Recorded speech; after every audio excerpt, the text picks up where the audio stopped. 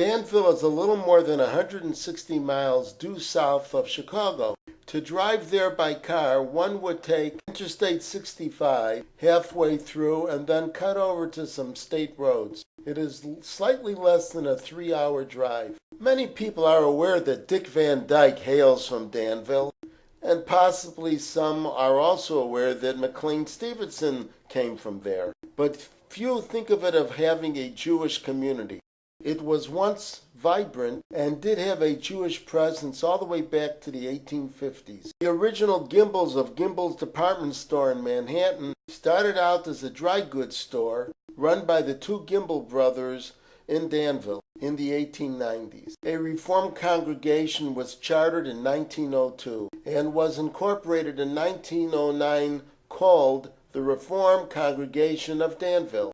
By 1915, there was a need to establish a formal congregation for the more traditionally observant Jews. So a congregation, Anshe Knesset Yisrael, was put on the map as a conservative congregation. In 1927 and 28, the congregation hired a Rabbi Sam Mishkin to be the spiritual leader. For a time, a Rabbi David Blaustein offered rabbinic services while he was also doing duty as a kosher meat preparer in a packing plant. The Reform and more traditional synagogues were only a block apart. The largest the Jewish population grew in Danville was about 90 families. By 1972, the Reform congregation dwindled to the point where they had to close the building down. In 1991, the conservative congregation moved into a former church. Let's take a look at that building.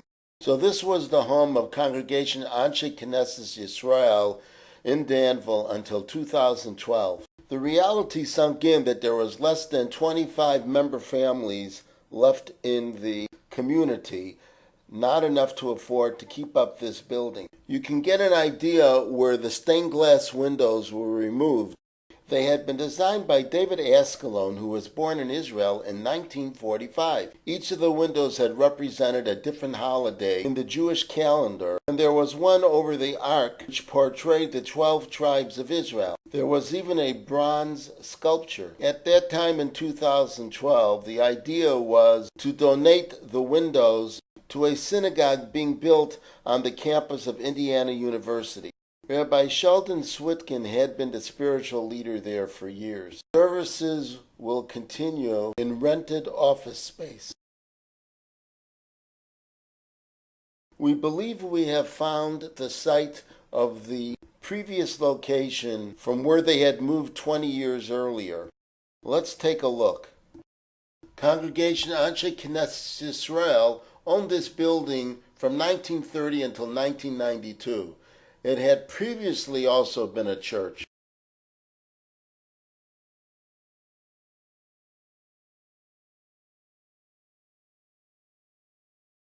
It's a little difficult to understand why they left this building to go to the other one unless there was a population shift.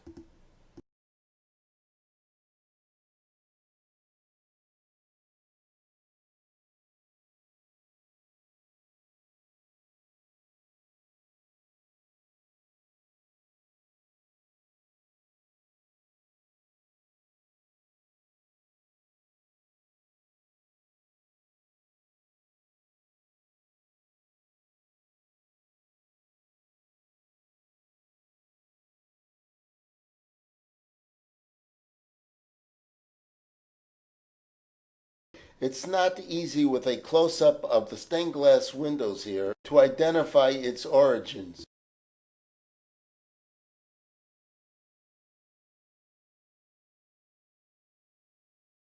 It's not easy to gauge, but that reddish-brown speck in the distance is about a block and a half away, and that's where the Reform Temple used to be located. It was torn down and replaced by a CVS pharmacy. By the way, the Aron HaKodesh, or the Holy Ark, from this site had been sitting in storage for more than 20 years until it was transferred to a Chabad Lubavitch place more than 2,000 miles away in Thousand Oaks, California. We hope you enjoyed this tour of Danville, Illinois' Jewish presence. More Illinois synagogues to come.